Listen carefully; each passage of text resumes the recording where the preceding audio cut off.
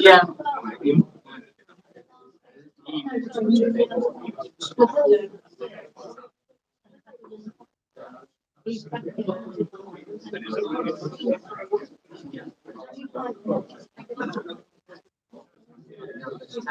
No, no.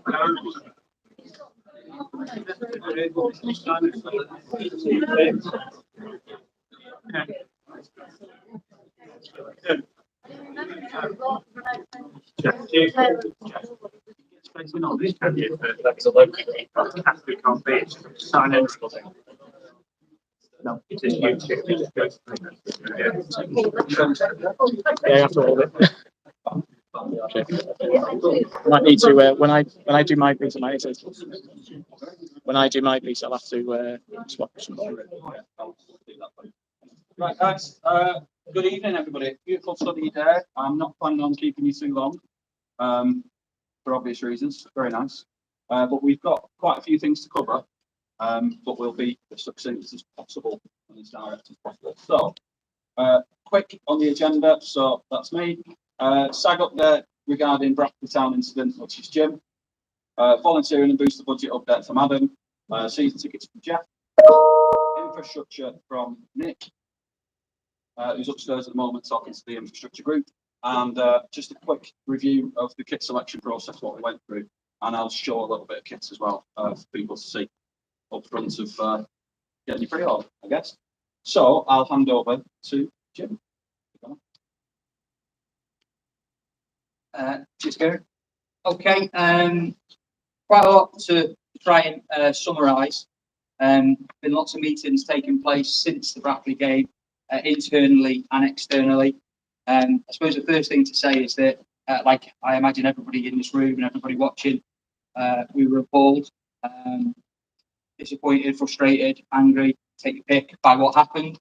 And I think it's really important that we don't underplay the seriousness of what happened and the way that that's been viewed across the league, the game, and the stakeholders, which for us really is SAG, Safety Advisory Group, which for those who aren't aware is made up of the council, the police, fire, ambulance, Flintshire Council as well, various other services that really are just there to make sure that we operate in line with the regulations and that we provide a safe environment for people to enjoy watching football.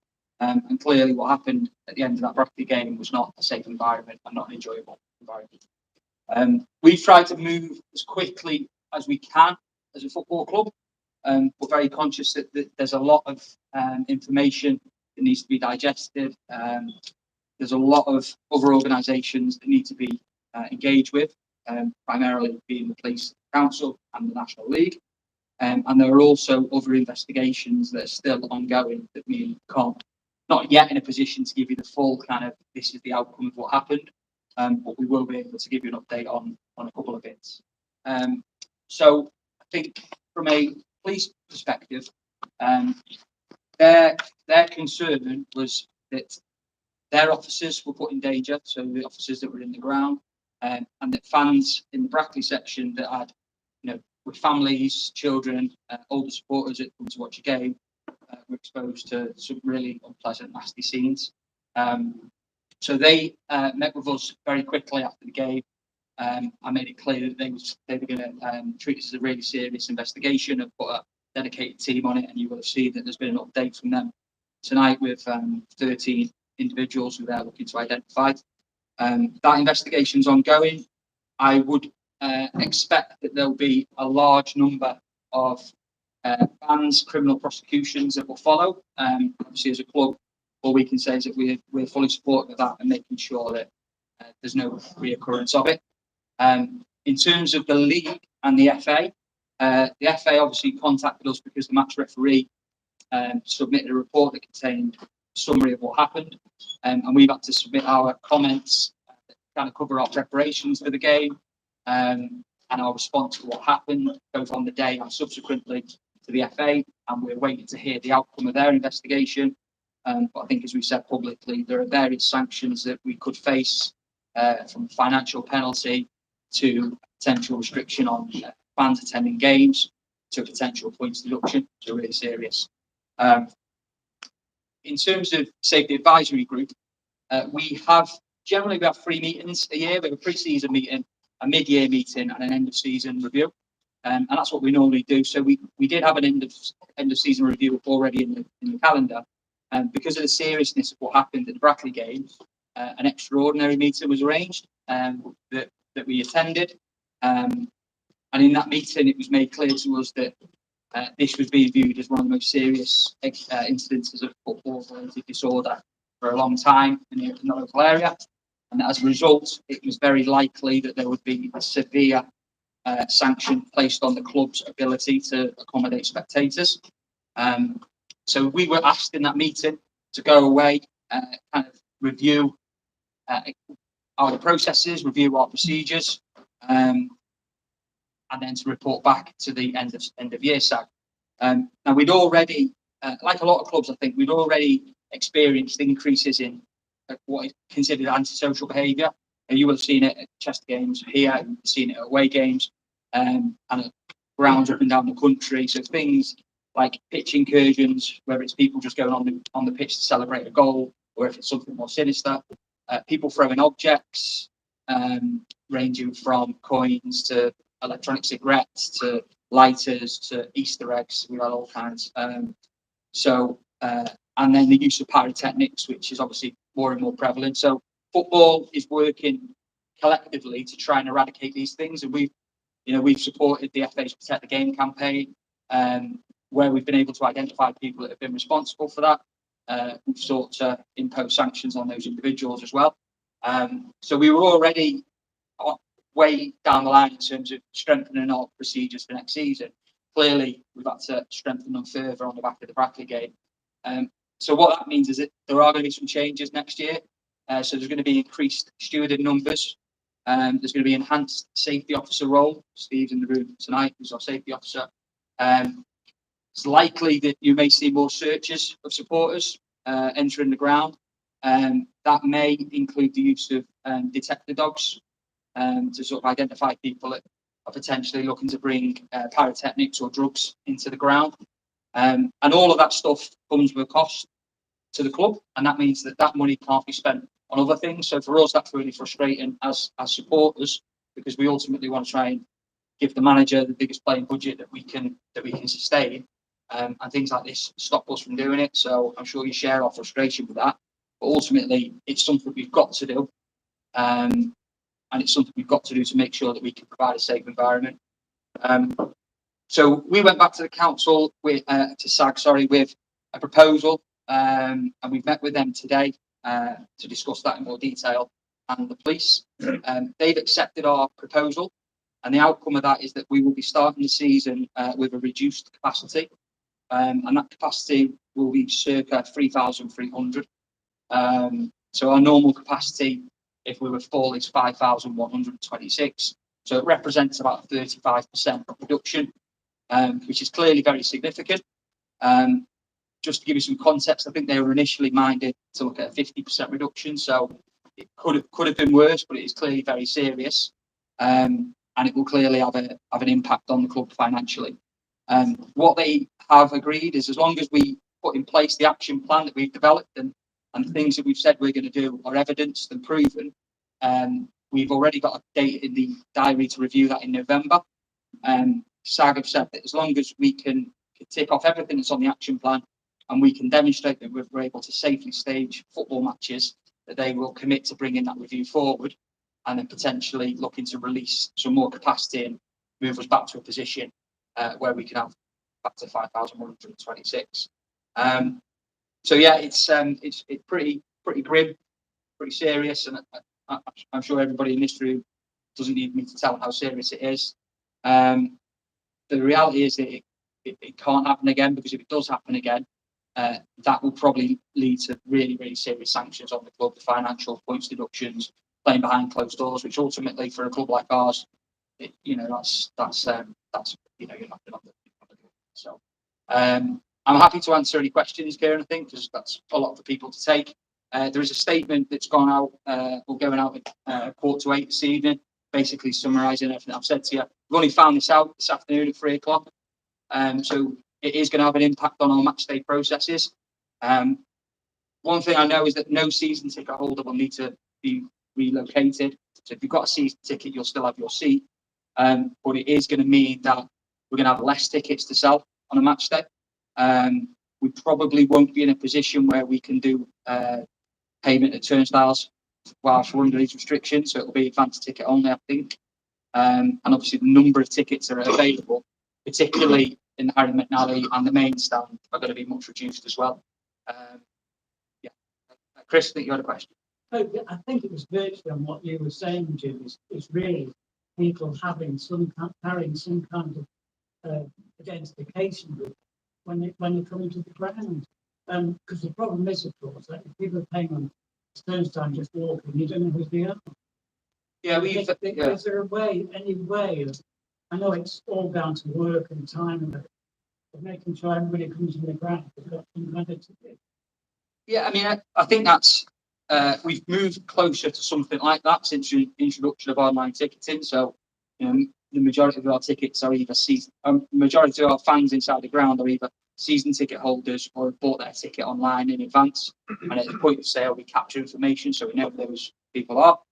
Obviously, if you pay cash at the ticket office or you pay with your card, that isn't tracked. And whilst we're under these restrictions, I think it's highly unlikely that you'll be able to come into the ground without buying a ticket. But I suppose we don't want to get into a position where that's the only way you can come in, because I think you have to accept there's still people that are cash based and prefer to pay by that means. And we always said when we moved away from cashless that we would always try and maintain that facility. Circumstances now mean that for a period of time we're not going to be able to offer that. But I think the key thing is it's so critical now that everybody inside the ground behaves responsibly, and what people think is hijinks or adding to the atmosphere of bringing a flare into a game or bringing a smoke device or running on the pitch to celebrate a goal, whatever the circumstances, and those kind of things that they are really serious offences in the eyes of the police and the eyes of the football authorities. Some of those things are criminal offences, and it's probably going to lead to people ending up with criminal records, potentially significant fines, or potentially even jail sentences. So it is really serious for people. All we can do as a club is try and reinforce that message, but we can't be responsible for everybody's actions as an individual. I suppose what we would like is that as a club collectively, that we're a club that's strong enough and brave enough to challenge those kind of behaviours. But I appreciate not everybody's comfortable doing that. Would you consider, Jim, I know it's a bit restricted in some ways, but people who go want to deliver, we know we're talking about HBOC. Is it possible just to give them tickets so that they have to be identified? It's a fair suggestion. It's probably something for us to take away and think about how we move forwards. I think you have to be careful of, like, there are people that sit in HBOC or near HBOC that are, don't cause problems, just come to watch a game. So you have to be careful of trying to tarnish everybody with that same brush. But yeah, I think it's just, if people aren't going to be able to behave, and I think that's an acceptable way to act, and ultimately put the club at risk. This has been really damaging financially, really damaging to the reputation that we've tried to build over like 13 years now, 14 years, and that's the biggest frustration for me, I think. There's no other way, my last point, no other way making it difficult for people to get over the wall, obviously. Yeah, I mean, there's a big wall in front of people that should prevent them from going on. I think most normal, right-minded people know that wall is there because you're not allowed on the football pitch. But we've seen a couple of instances this year where people have just took it on themselves to climb over that wall, step over that wall. If somebody's going to do that, it's really difficult to stop, because before you can respond, they're on the pitch, and it's difficult. I think one of the things that you will have seen at other clubs potentially is that a more direct response to pitch incursions, where you have a team of stewards that effectively are there to intercept pitch invaders and tackle them. That's probably not what people want to see, but it's, again, necessary, I suppose. Yeah. It may have already been covered.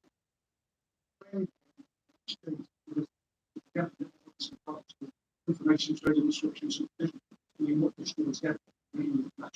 Yeah, so stewards, they have different levels of qualification: level 2, level 3, level 4. So level 4 being the most senior, level 3 being for supervisors, and then level 2 being for your crowd stewards. I think I'm trying to choose my words carefully. I think what it's important for us to remember is that a lot of these stewards do it because they enjoy it and they enjoy being at the club, and a lot of them are supporters of the club, and they're doing it to try and help the club. You know, they're not paid a significant amount of money. If I was a steward, would I put myself in front of some of those things happening at the Brackley game? Not a chance. Not paid enough. Definitely not trained enough to deal with a mob of 50, 60 people. But I accept the point around Stuart in terms of capability, confidence, making sure that they feel that they've got the skills and the knowledge to perform their role safely. So we do training. That's either in-house or external. We've reviewed the way we do the training as part of this, and we've got a new training provider who's going to be delivering some courses over the close season. They're supposed to be leaders, top of the field, in actual politics. Guys, the Brackley game, they went capable of it. Yeah, I think so. We've used ShowSet a few times, and that comment's been made by other people after the Brackley game. The previous game we used them for was the Oldham game, and when you use an agency steward, obviously you don't have much control around which members of staff they're going to send you. That's the nature of agency. I think the team we had for the Oldham game were really capable and contributed to that event. I think probably questions are maybe being asked about that other team. But I'd say that weekend there was a lot going on that weekend with coronation and lots of events going on. So I'd imagine that their stewarding team was spread really thin. For us, we don't want to use agency stewards. We want to use our own in-house stewards. We need to strengthen that team in number, and we need to support those stewards as well to develop their skills and confidence. And that's not going to happen overnight. That's a process that we're undertaking.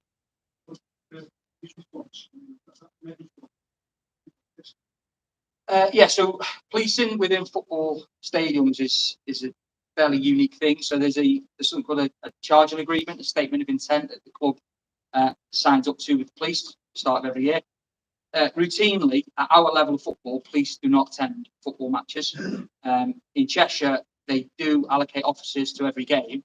It's only a small team, normally I think 4 officers, maybe 4 or 5, and they're really here for a sort of intelligence gathering, information gathering, and to support the club in its safety operation. Now there are some games where, in discussions between the club and police safety advisory group, it's identified that there's a police in need, and that would be like the Oldham game, where you saw there was a lot of police in the ground, the Banbury game, where there was a lot of police as well because it was intelligence. For this particular game, there was no intelligence. Certainly, Brackley don't have what you consider a risk group. There was no intelligence that it was going to be any disorder. So there was no policing operation put on the game. So we had the normal officers inside. I understand anecdotally after the event that there were various issues with pubs in Chester on the day, and some groups that were causing some issues in the city centre. And the officers that ended up being around the stadium had responded to those. So in a way, I think it was fortunate that those officers were close enough to the ground that they could get in, because on a normal match day they wouldn't have been anywhere near the ground. Would have been left with the team inside. I think what they do, I don't know what their tactics are, what their instructions are, but all I saw was that they formed a barrier in front of the Brackley supporters. Yeah, you can. Yeah.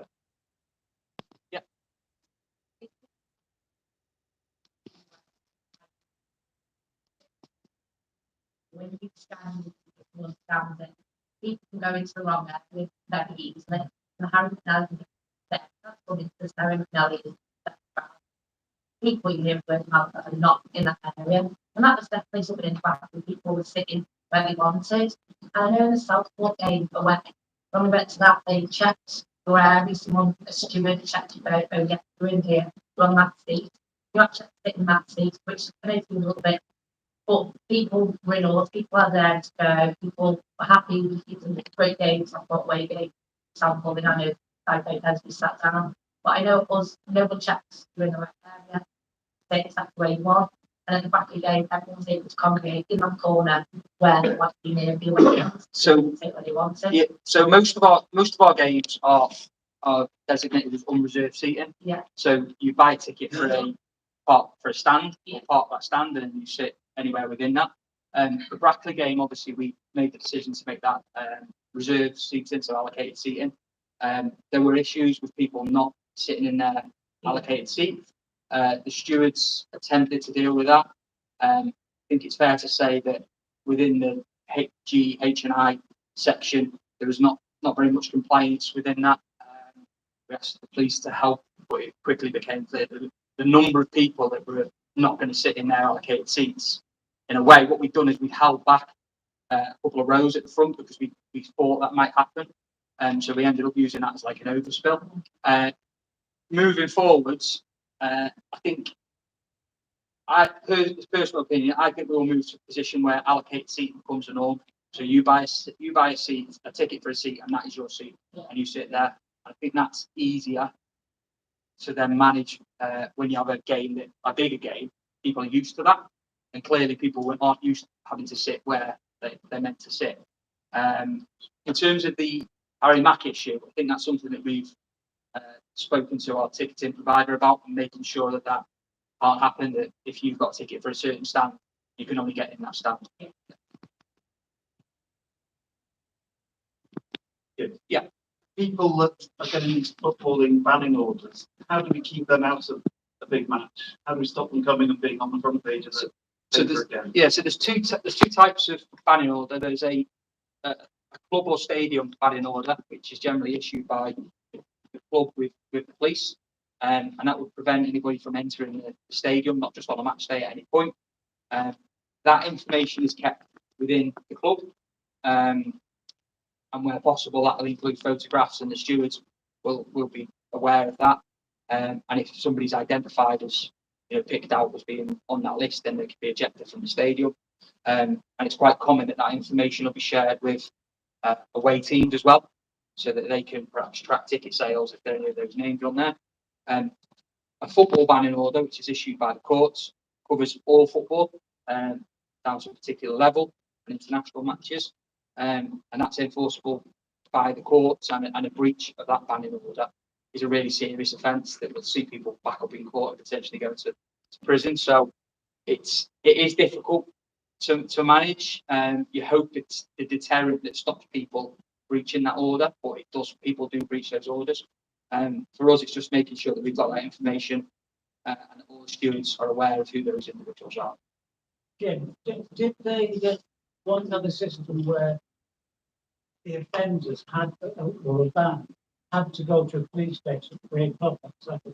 Yeah, it's not quite as dramatic as that, but for a football banning order, it's if there's a particular game. So I think sometimes if there's an England game, you might have to hand your passport in and stuff like that. So there are still things like that, restrictions that apply. But that would be a football banning order issued by a court, not a stadium banning order issued by a football club. Jim, just quickly, in the various meetings, anything raised in regard to away fixtures? It's been touched upon. So in our end of season review, we kind of cover all issues that take place at every game. And obviously, there's been a couple of away fixtures where there have been issues. I think a couple of suggestions that have been made that need a bit more thought. One was around the idea of having an away travel supporters club, where you need to be a member of that club to buy a ticket for an away game. But as you all know, some of the clubs that we go to in this league, they don't sell tickets in advance. They don't segregate fixtures. I think for us, there's been a couple of games where there was no segregation in place, and there's been issues at that game. So for us, we will always encourage segregation. But ultimately, that's a decision for the host club. And again, with the ticketing, if some, as I say, some of these clubs don't have ticketing systems, so I'm not sure they could administer that other than sending tickets to us to sell like the old days. Yeah, but so far nothing full. Nothing. Full. Everything. Still great to hear, Jim, but all right, saying the guy that's already been prosecuted was already under a banning order. Uh, there's some, yeah. I suppose I'm not sure where the proceedings are up to, so I wouldn't want to say anything that might be. That's what in the It's press. So, you know, and I'm not smacking this Yeah. at all. If people are prepared to do that, they've got a banning order. Yeah. And still prepared to come. Yeah, How on earth are we going to stop it? it's I think that's the point. Yeah, gentleman I was making. It's really difficult for us as a club to stop somebody who's intent on coming to a match, whether if they're subject to a banning order. As I say, you just hope the deterrent of them knowing that it's a serious criminal offence and is likely to lead them to go to prison puts them off. But the reality is, it doesn't for everybody. You can't get tickets online. Can't buy tickets online. So no. All right, thank you very much. Cheers, Jim. Thank you.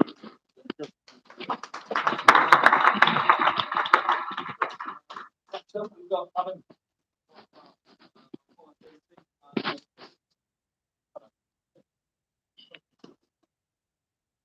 Yeah, so I think everyone feels a little bit deflated after that. And at the end of the season, I think I've actually really enjoyed a break from football the last few weeks. I don't know if anyone else has, because obviously the football side of things this season to be brilliant, and a lot of the things on and off the pitch have been fantastic, volunteering, fundraising, lots of things like that. It was such a deflated end. I think we've all felt it, following on from what Jim said, and I think Jim didn't mention, but commercially we've suffered. Certain people we were entering into agreements with pulled out after the incident because of the bad publicity. So we've been working really hard to get that back. But I just want people to understand how serious that crime was, and that it can't happen again. As Jim said, otherwise we'll really struggle. So on to happier things. Volunteers are the lifeblood of the football club, and I say it every CFE meeting that I get a chance to. They are the life and soul. Yeah, I'll start with some really sad news. I'm not sure if everyone's aware, but we lost one of our active volunteers this week in Sandra Povey. She used to sell 50/50 tickets upstairs in the Legends Lounge for years. She was a really key member of the team. As a club, we've passed on our condolences to her family. We've spoken to Graham. But I just thought we will put out something official via club channels, but we thought it was a bit soon, and we will share details of funerals, etc. But I thought I'd mention that. I know it's with some sad news, but that was only a few days ago, and I think we'll all send our love and our thanks to her family. And I know Georgina went last week and spoke to Sandra for an hour and a half about her stories off the club. She was really positive, just told Georgina loads of stories about volunteering in Chester and how much of a big part of her life it was. So it is so important to so many people volunteering. We can never get away from that, how important it is. So we've currently got 67 active volunteers that sort of do stuff on a day-to-day basis during the season and during off-season. We've now got an online sign-up form to volunteer with us. So if people volunteer now, you can give them a call or an email to see what they want to help with. We've had 2 people sign up over summer who want to help Nick and the maintenance guys who've had before to help with stuff on stadium, and that's really important to make it look nice and smart. And we will be doing a MailChimp campaign. We stop spamming you, reduce the budget emails. Once that campaign's done, promoted, getting involved with your local football club and helping us out. The main things we need at the moment on a match day and non a match day is the maintenance team throughout the season, throughout the summer. 50/50 ticket sellers, program sellers, litter pickers. So if you know anyone or you want to help the brilliant team that continues to please get in touch or pass details on. So that's just a whistle stop tour of volunteering. Boost the budget. I wrote this before I worked out the update about 20 minutes ago, so I'll give you that at the end. So boost the budget is really important for us as a football club. Being fan owned, we really need that income stream. It's enabled us to sign brilliant players last season like Kurt Willoughby that we probably would otherwise been able to afford. I don't know how many of you guys saw Joel Taylor come in and boost the budget, and we could do signings like that. We could get Charlie Caton on a 2-year deal. Jim speaking length about that. Getting the likes of Whitehouse, who I know has very strong offers from elsewhere decided to come to us. So those direct contributions, and I know I see it come out of my account every month, and you sometimes wince a little bit, but then when you think of those players, it's all worth it. In terms of totalizer, it's my bugbear that we don't have one because I don't know the technology for us to have one. Darlington have got a team of very, very tech savvy fundraising volunteers that I'm very jealous of. And I will be speaking to them at the away game next year to try and figure out how we can get it. Because there is something about if you donate something and you see the total physically go up on a screen, that is a very positive marketing thing. And it's something I'd love to be able to do. But just when you have so many income streams in so many different places, to coalesce, that's really difficult. But it is something we will be working on for next year. So the official figure is, and this is out of the ball.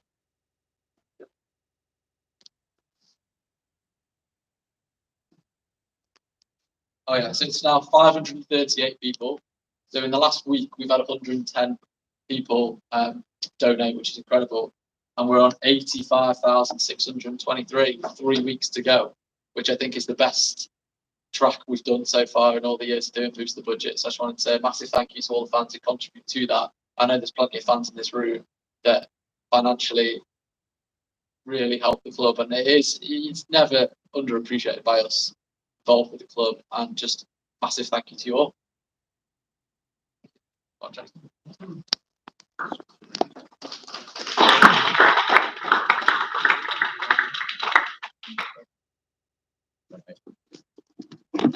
Everybody, yeah, thanks for coming down. Lovely evening.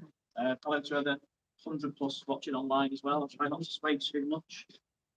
So just wanted to a brief sort of touch on the season tickets and how the box office is performing. So just to sort of take you through to the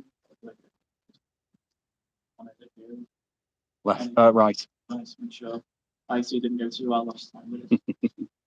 Okay, so first of all, just to touch on sort of where we're standing in the list. Sure. That's all I'm going to go back. Can you speak to how to get higher? I'll stand with that. I'll try and spread my voice a bit more then, sorry. Yeah, so what I was saying was, the last time we were here for the CFU meeting, this was the kind of slide that I had up, what we were looking to do over the sort of next couple of months from there. The season ticket renewals obviously took place in May 2023. As touched on already, we've had record numbers, and I'll show you those in a moment. But also, we wanted to find a way where we could allow CFU members to have like a priority on tickets. So obviously the Brackley game was the first instance of that. So as most of you will probably know, you go into your account and you'll see a little tag that says CFU member 2223. So that obviously enabled everybody to have the first time we've been able to do like a members window, which I think went down pretty well. Considering the general sale tickets flew out within sort of 2 hours the day after that window closed, I think it was vital that we actually had that in place. And you'll probably see as we go along through this membership period through to next May, the tag for 23-24 will be added to your accounts soon as well. So if you do have a scenario where we do have to limit, then that will be in place. Okay. We obviously had some campaigns to attract new supporters as well. So naturally we wanted to sort of bring the schools back in. It's been a real positive having the kids over in the West Stand. And what we tend to see is that as they're getting older, they're drifting over to the Harry Mack, which then swells the Harry Mack out, which is brilliant. But I think last year we had, well, the figures are coming up, but I think we had sort of 60 to 65 schools take part last year. And the numbers are pretty similar this year. And if anybody doesn't know what that scheme is, basically the schools have a season ticket, which is ×4. And the schools reward anybody, their pupils who have done something special or worked really well that week, and we'll give them the season ticket where they can then bring 3 people with them. So if you times that by 60, 65 schools, you've got a good potential of new supporters there coming in. I know the feedback we've received on email and in person it's been really well received. So that's something we definitely wanted to do again. I did put on there looking at options for an extra turnstile to help ease congestion. I think sort of one of the things that was just touched on before about the stewarding and people sort of not getting into the right areas. Obviously, when we've got bigger queues, it's difficult to sort of get a fine balance between seeing the queues go down, get people into the ground and make sure that they're sat where they're supposed to be sat. And I know Nick probably has touched on it before in the previous meeting as well, that we are looking at sort of we get extra turnstiles in place, which will help sort of relieve the fumes. So just going on to the next slide. So that's how it was. The next slide is basically how. Yeah. Okay. So we've got the stats here from last year against what we've got for this year so far. So just touching on the left-hand side of the slide. So last year we had 1,451 season tickets across the board. So that included the non-instalment season tickets that we did for the first time last year. Those on instalments, the Sestrian 11s, and also the school season passes as well. So it was a fantastic number last year, and I think we were all absolutely blown away with how it's gone so far this year. So just on the right of the screen, and for those online, I'll show you this in a bit. We've got 1,820 season tickets sold so far, which again is a new record.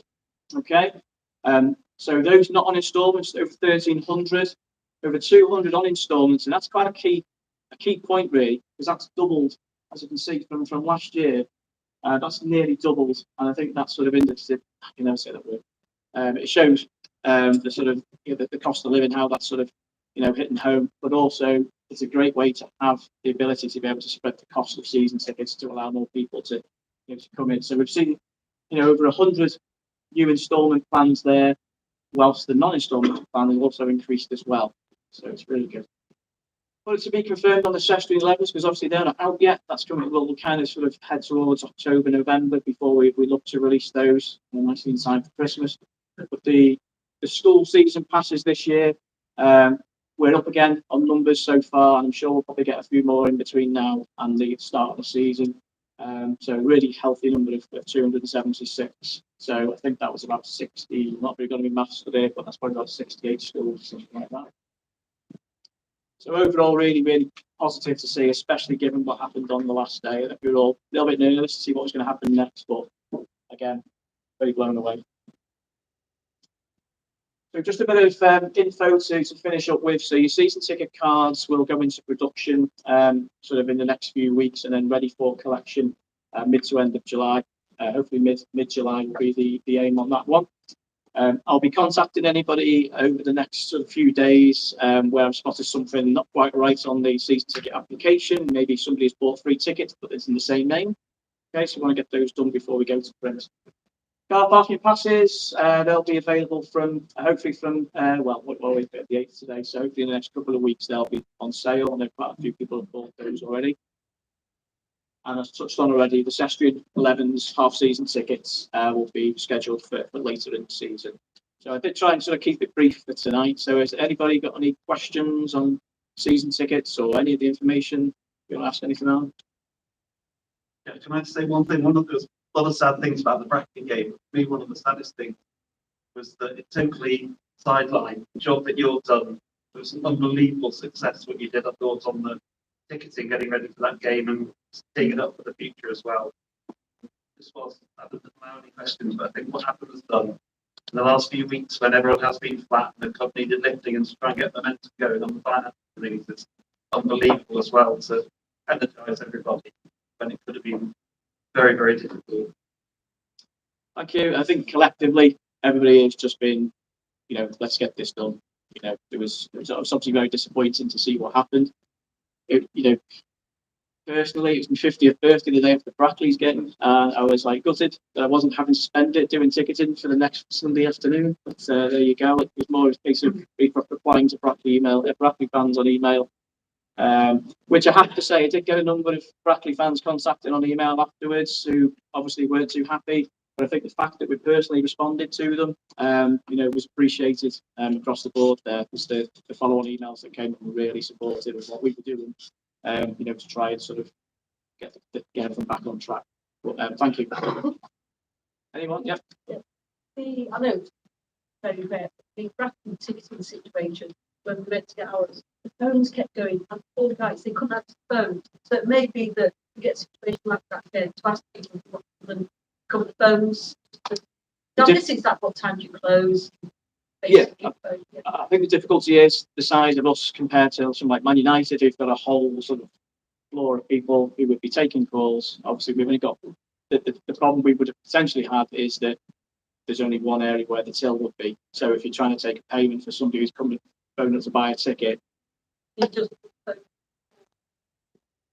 not if they're going to try and sort of buy a ticket as well at the same time. What we tried to do was have those windows were kind of designed to sort of direct people to go online to get their tickets. And that's obviously been replicated across the season with the advanced ticket deal as well. I think we were all kind of taken aback really with how quickly they went on the Wednesday. So I think we closed off the CFU members window, which ran on the Monday and the Tuesday, and I think we still had, from memory, about sort of 2,500-3,000 tickets to sell. So for them to all fly out by 12 o'clock on the Wednesday, I was at work and I was trying to find secret corners where I could sort of phone up to do what we could, together with the ticket office to try and sort of make it as smooth as possible. I know there was lots of people queuing on the day, so there's lots of things that we've taken from that we can then put into place for next year or next time whenever we have to sort of get into that scenario. But I think just the size of our ticket office sort of leads to the restrictive nature of what we can do. Yeah. Yes, Ben. Just a quick one. When people don't do the internet.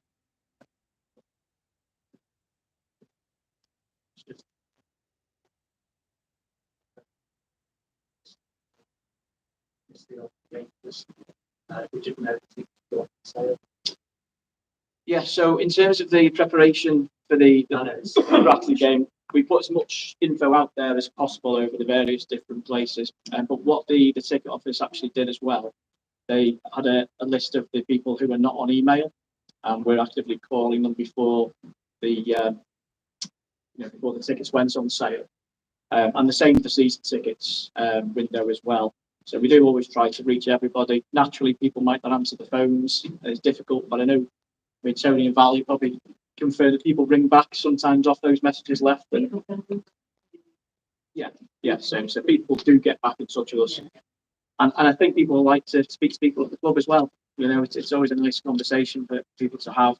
But we always try and do as much as possible to get the word out there to everybody. So those who are good with internet, those who are not so good with internet, those who just won't do internet whatsoever. I've always been a firm believer in having options. So whatever we can do to try and sort of satisfy everybody, we'll always try and do that. Any other questions? No? Okay. Thank you very much. Thank you.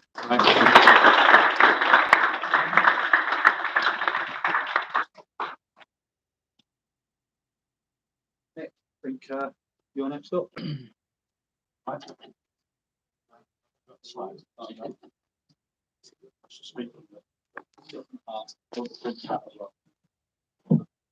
Evening, everyone. Infrastructure, facilities, catering. There's a lot of stuff I could say, but you don't want to be here that long. You'd like to have another drink later and perhaps get home before it drops dark and what have you. So we've still got a plan of things we'd like to do around the ground. We're still chasing money in terms of grants or possibly help from the council in terms of the rent fund we've had previously. So some of the work that we'd like to do is a little bit on hold until we can get answers on that. External painting, for example, is one. Some disability work possibly. There's various things out there that we're working towards solutions, but solutions have a pound sign that comes attached to them. So some of the work we're going to have to get on and do ourselves of a lesser nature. I'll come on to that in a minute. We also will be looking in the next few weeks, if not months, on putting or potentially looking at the cost of putting handrails on some of the stands where people understandably saying the steps are an issue, etc. And we're seeing what other grounds have done, what we can do, what the cost and implications are, how we might be able to fund that, and whether the fans even may be able to help us with that. So I hope to have some answers on that perhaps by the time of the next meeting as to where we're going on that, because it's an important one. It's been raised by a number of members, including the City Blues, etc. And I think it's something we need to give some time to. Still looking at tidying up the ground in various areas. We hope over the summer to do some improvements, minor improvements, I have to say, in some of the toilet blocks, make them look a bit tidy, a bit cleaner, make them work a little bit more efficiently, without necessarily replacing everything, because that's a big job, big cost. But in the longer term, that's something we probably would wish to consider. on that. One thing we are doing, which you will notice hopefully for pre-season, we've recently changed our waste provider to a new company. The company's well known, Veolia from Ash, and we will therefore be introducing recycling, which we've not done before. These days we should be recycling as much as we can, or something, whatever. So you may find at the beginning of season, pre-season, some new coloured, 2 different coloured sizes, types and sizes of bins out there in the ground outside. We'd like you to start using those as labelled and appropriate, so we can do as much recycling as we can. It will also help with the after-match clean-up if people are putting stuff into bins rather than have to go around collecting with sacks and the pickers and everything else. So it will help the volunteers with their after-match duties, which we've only got so many, and bigger crowds means more litter. And if we can get people to be a bit tidier and then recycle it where we can, then that's great. So that's one small change. I think it's an important change as a club, that we are being a bit more sustainable in what we do and how we do it. So that's something you will see. We're still looking at various schemes of refurbishments and such. There's the potential of the education room, when it becomes vacant, we can look at that being refurbished at not too significant cost to make it an office that we could rent out to a company or an entity that wants to rent it off us weekdays throughout the week, whatever. We've got the buildings at the back. We'd love to do some work on those, but they're in the early stages of finding out what's possible, what the heck the cost is going to be. It's a lot, I think. And then we can see if there's grants and stuff out there that will allow us to potentially offer those as revenue raising assets, if you like, in terms of bringing more money. That's key, is bringing as much money into this club, not just from the fans, but from other commercial sources. And again, there's teams who are obviously looking at that to maximise whatever we can do on that. Jeff mentioned about Turnstile. We are looking at, and given the events of Brackley and everything that's happened subsequent with SAG and such, we are looking at ways of potentially introducing a fan zone somewhere in the Harry Mack area. It's in various planning stages. We're looking at what other clubs have done, what we could afford, what the options are with the layout, how we make it a safe environment for fans to go before the match. And if we are able to do something like that, and it requires money on that, then something like an extra turnstile would be a consideration to put in there to ease access on a match day, because I know that can be a pinch point when we've got big crowds in, etc. So that's something in the early stages, but I'm working on that with Ollie, and hopefully we'll be able to report back a bit more in the coming weeks and months on the options on that, and where we see we can go on that. What else can I talk about in terms of? I've mentioned the reason I was late. I was having a chat with a few of the maintenance guys upstairs, our maintenance WhatsApp group. We're coming to that stage of the year where we could do with extra help in terms of some of these end of season jobs, or between season jobs that we'd like to do, easiest to do at this stage. And we're just running through some of the things that we want to look at: cleaning the toilets, repainting some of the lines, the hatching areas which have started to wear. And obviously that's going to be more important in terms of fan movement and where they can go, what they can't do, etc. in the coming season, with the restrictions and the new regulations that we're going to have to very much adhere to. We're looking at 1 or 2 changes, say within the toilets. Nothing major, but just what we can do on that. We've still got a load of broken seats in the south, and we repaired a lot. And guess what? A few more got broken with some of the away fans that were in there, etc. So frustrating, very frustrating. We're going to try and sort some of those out in case and when we need to use the south stand again, and hopefully regularly, as we did towards the end of last season when we need to do so for away fans. There'll be a few improvements in the kiosks, just minor improvements in terms of the way they're able to serve to you and things like that, more electric, so we can get on with things a little bit more speedily, try and reduce the pinch points in the queues. Not easy given the layout, but again, it's something we're aware of and we'll try and do more. We're also talking to Aaron about the bars in terms of how we can make them more efficient given the limited cellar space we've got, limited serving space, etc.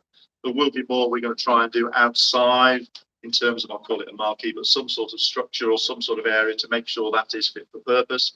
The marquee that we had, with the wind we tend to get blowing from the north straight down there, was not really going to do the job in the longer term. We've got to look at longer term options on that. Pleased to say a couple of other things. I mentioned sort of catering. Those that didn't know, and it may have already been mentioned. Upstairs, Olive Tree did a great first year. we've signed them up again. They're happy to come back to us for next year, so they'll be doing all hospitality catering upstairs. Those of you who have been will have seen it's a significant improvement in terms of all aspects of it. And I think at the end of the season, we were doing well on the pitch, obviously, but there was a lot of people wanting to book to come and have food. And we hope that we can say sold out, sorry, for a few more matches than we had to at the end of this season.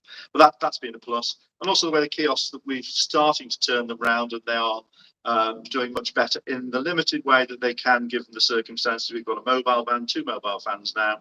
We're going to try and enhance those, what they offer, how they do it, to make the fan experience a bit more enjoyable. Quicker serving if we can, slightly wider choice.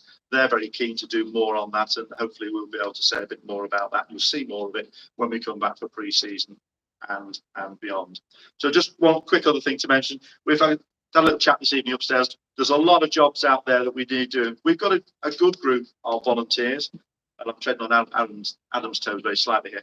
We could do with more people. So if there's anyone in the room, or you know somebody who wants to come along and help at one of these maintenance or these volunteer days, please get them to contact me on my email, and we'd love them to come along. Even if they've got no skills, we can find them something to do. If they have got skills, we would like to use those skills to try and spread our skills base as much as we can, because we've got a lot of varying jobs out there that we need to do. And just finally to mention, the 2 dates that we are weekends that we're choosing at this stage are coming up soon. 17th and 18th of June, Saturday and Sunday, and the 1st and 2nd of July. Now, there may be some people who can't come down on either of those dates, or they can't come down on weekends. If you still have time during other times of the week, or whatever, or even other weekends, and you want to come down and offer your help, give me a ring, or give me an email, and I will happily make sure you can have access to the ground, and we can give you some work to do within your capabilities and whatever needs doing. Because picking 2 dates, not quite at random, but picking 2 dates won't suit everybody. Holidays, working, whatever. If you've got some time and inclination, you want to come down, please spread the word. We can make use of whatever time you've got. We'll find something for you to do, and it will be much appreciated, and it will be valuable. Okay, thank you.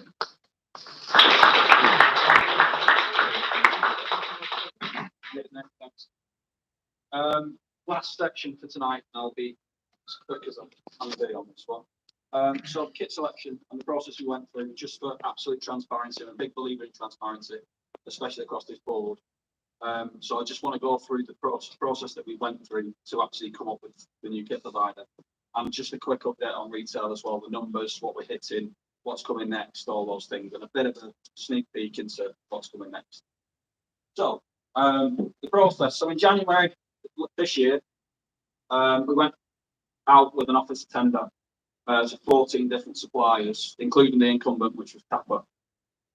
We got 10 responses, which I'll be honest, I was very surprised at personally. Your normal response to a tender, usually about 40%. So I think that says a lot about us and where we were at that time in terms of the club, and also what we are as a brand and the volume of fans that we've got. So we didn't get 4 responses. I'm not going to tell you who they were. They're dead to me. So we then went through the scoring categories, so to do it properly, and we weighted the things that were important to us. So the first thing that's important to us is the cost of the club. We're very conscious of cost.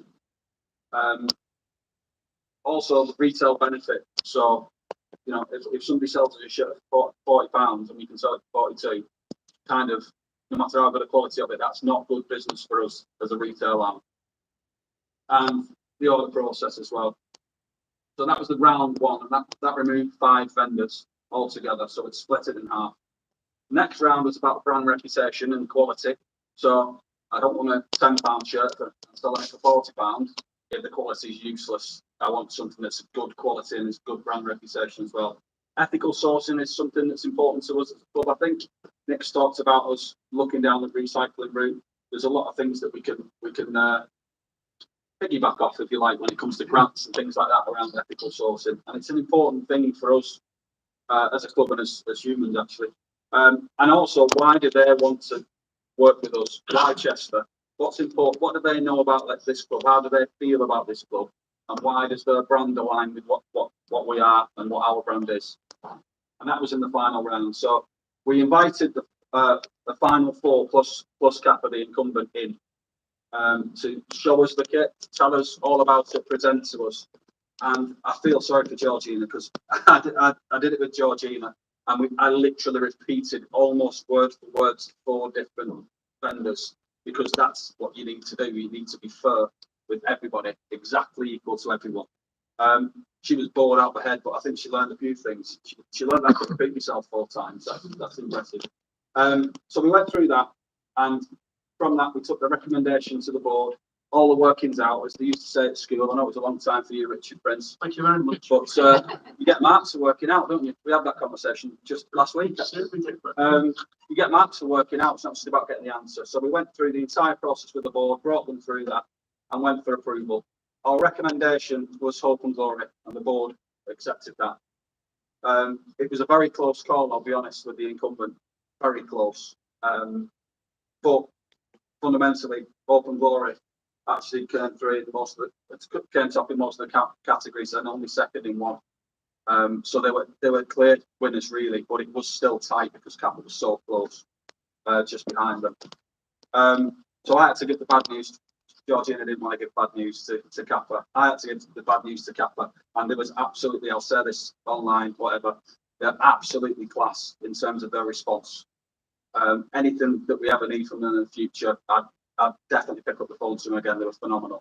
Some of the people who lost in the first round, awful, really unprofessional. But the Kappa, can't speak highly enough of them in terms of the class that they showed. Really, I like that. So Hope and Glory, a little bit about them. So they're actually based in Oldham. Don't boo because of Kurds. Or the FA Cup. They're actually based in Oldham. They're a local company in terms of their family run. So it's husband and wife.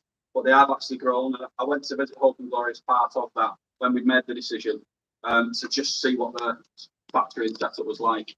They recruit local labour, if you like, local people. I don't want to sound like Royston Base here. Local people. And the shirts that our players will wear next year are made from recycled plastic bottles that we recover from the sea. You might have seen that like Man United a couple of seasons ago. They had a black kit recycled bottle. They were one of the first, but Hope and Glory were one of the pioneers for that technology. So that, again, it's ethical for us as well. And the sourcing of it's really important. Just a little fact for them. They provided 4 excellent kits. I think most people will agree. There's a record number of voters this time, and I do all the counting. I can't count past 400, and I went well past that. It was very tight, single digits between the 2 home selections. So if you pick the other one, apologies, but we've got something to go at in a couple of seasons. I think that just shows you how good the quality work was in terms of the design. The away one, however, won quite easily, so that was a very popular choice. Wasn't my choice personally, but it was a very popular choice. And we had a record number of home shirts ordered. So I think we had 461. That's a record as far as I've been here. And you couldn't get 461 Puma ones in 3 years. So yeah, it's a record for us that, which is brilliant, really good, and it shows how engaged we are with the fan base, how the fans sort of increased, and the quality of the design as well. There's a few factors going into that. So a quick showcase. So what we haven't seen is a goalkeeper kit. So I'm just going to flash up a quick picture here. The design that we've chosen, I've got the kits here, not the goalkeeper kits, but I've got the actual kits. These are the kits, aren't they? It's not like but you'll see, obviously, the cathedral design that runs through it. They had another design, if you recall, which was around like the Tudor style within the city, and the Tudor style that isn't really Tudor style because it's only 100 years old. But the genuine Tudor style, they had that in one of the kits. So we've passed that into the goalkeeper kit for those people who voted for it, but they didn't quite win it. So you'll see it. We're going for the standard green goalkeeper kit first choice. Yellow, but when we're at home, obviously, that would be weird. And this purple one, just in case you play a team that we've got a clash. It's more like a lilac, really, but it's got a Tudor style running through it. It looks really good. It's coming in next week, actually. So we'll see how Will looks in that. It's all, I imagine. So yeah, that's just a bit about what we've done, why we've done it. Any questions on that at all? Hold up a blue. I will pass it round. If you like. Oh, the blue one. You got on it? Yeah. On the back. What's in the design link here? So that's the arch of the cathedral. Right. Funnily enough, I actually see that at least 4 times a day if I'm working at home. Right. Because I've got to prep every Yes. twice a day. Don't Yes. say Adam. So I walk past that all the time. So, but yeah, it wasn't me who designed that, by the way. That was somebody who's professional. Because I'm a creative. That isn't me. So yeah, but feel free to have a look at these. There's some little Easter eggs which I think are phenomenal. So we've got like the seals on the sleeve. We've got up the seals on the back, or UCS on the back of that. So the little things you might not have picked up on, but there's little hidden design in it. Just tabs on things like this. Just so much better quality. And this is what I'm talking about, the eco kit for fans and players will be wearing eco kit this season. And I think that's really important. It's cost us more money, but I think it's important. They come with that. They have come up with that. Yeah, they've come up with that. So they came up with 6 designs on each. And I sat down with a small team, a creative being Albert, Georgina, who's very selective in terms of, looking for new ideas, myself, because I had the kit with me, and Callum, because he wanted to be involved. Of course he does. So the actual managers have an impact of what kits we put to fans. Our original plan was to actually put 4 out and pick one ourselves, but they were so good, it's like, let's just put 2 of each out. And they were standout compared to the other 2 in that category, if that makes sense. But yeah, they've done a phenomenal job. One thing that is clear, this is on the fans kit. We've listened to a lot of feedback. On the fans kit, it will be embroidered, but embroidered badges on a player is the last thing you want, and I'm not going to say why. You really don't want stitching on the back of that. But these are, I can't think what they're actually called. It'll come to me. But they're different badges. So the player kit badge is different to the fans one. The fans one looks much better quality, but this is functional. That's the word I was looking for, functional. Okay. Any questions about anything that's going on?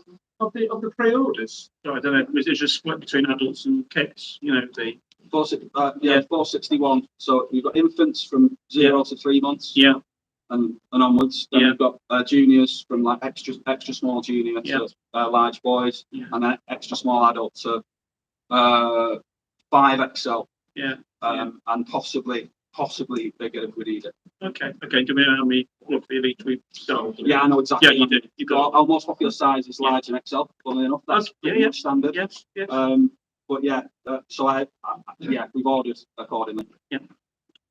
Hi. Yeah, Yes. it's not a question, it's a bit of a statement, really. We had the awful news at the beginning about what went on in the practice. I just wanted to illustrate an example of a brilliant Chester supporter. Her name is Imogen. She plays for the Chester Ladies. She took it on her head to create a group of people to do litter picking all out on the outside of the ground, down the lane, around with about an hour and a half one Sunday. And I think there was about 8 or 9 of us. And we picked up a lot, I can tell you. But that girl paid for the little sticks and the bag herself. I just want to illustrate, there are great supporters in this club, great people working in the club.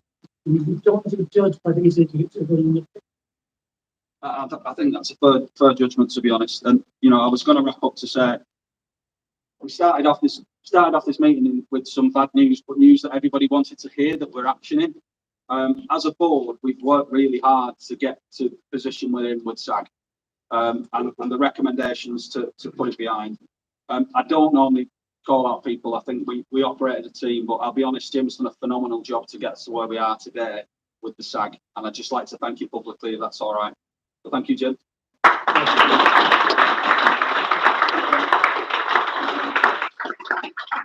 Apparently, Adam had 2 weeks off from football. He's the only person I know who's had any time.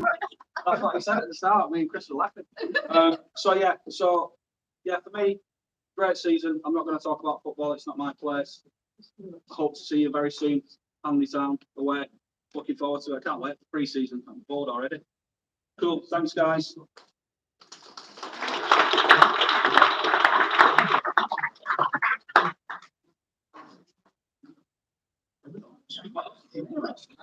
If I could just ask one thing, the guys are upstairs with me who haven't signed in. You just sign in before you go wherever you're going. Christine will just come and grab you just for completeness of records. Thank you. Okay, guys, going to wrap it up there. Hopefully, you all enjoyed that. Thanks to the 120 plus that were watching. We'll see you soon. It's